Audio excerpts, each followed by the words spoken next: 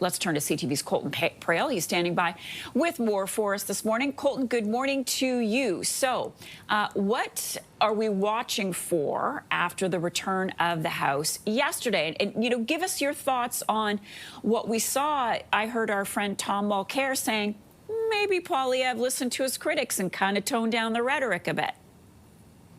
Yeah, you saw a little less animosity than certainly we saw under the Justin Trudeau era. There's also a much more compatible relationship between the two leaders as individuals. There is a little less history to have boiling in the background that would add to the anger and frustration. You saw a very, almost sensitive start to the political calendar here in the fall. There was a camaraderie there and understanding that they were both there to do their jobs, and they quickly got about to doing that. So much of the focus in that session was on key issues that we expected to be talked about, whether that was the federal budget, whether it was issues like immigration, issues like housing, like crime. We heard all of them spoke about by Conservative members when they were asking questions of government. We also saw a significant focus on U.S. relations from the Bloc Québécois. All of these things are what we expected to hear going into this session of Parliament. The Conservatives had been very open about what their priorities were to hold government to account to, and certainly without a trade deal, you knew that was going to be coming up as well. And I would expect you're going to see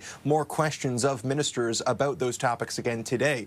We were reporting yesterday, our colleague Vashi Kapelos breaking the news that it's likely the federal budget will be coming in early November rather than October, and so there will be questions of the finance minister on his way into cabinet about that timeline. I'm certain of it. There will be questions about the level of transparency that Canadians can expect in that federal budget. That was something that the finance minister was being asked of yesterday. What level of granularity were Canadians going to see in a budget that divides spending into two new columns in a way that we haven't seen the federal government operate before? It would certainly give them opportunities to obfuscate the extent of the spending or the extent of the possible deficit that we've seen, and that'll be the other big question that the finance minister is facing. Just what is that deficit going to look like? There are numbers floating around as high as $100 billion.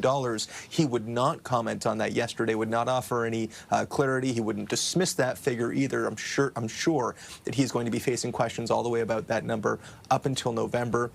And you're likely also to see questions on all of the other issues as well. Bail reform, relations with the United States, the accusations made by the Bloc that there was disappointment in Washington that Mark Carney hadn't been there physically himself enough to progress trade negotiations with the U.S. All of those, I would expect, will be raised of ministers and potentially of the Prime Minister himself on their way into cabinet. Colton Praill for us. Colton, stay close. We'll be checking in with you throughout the morning.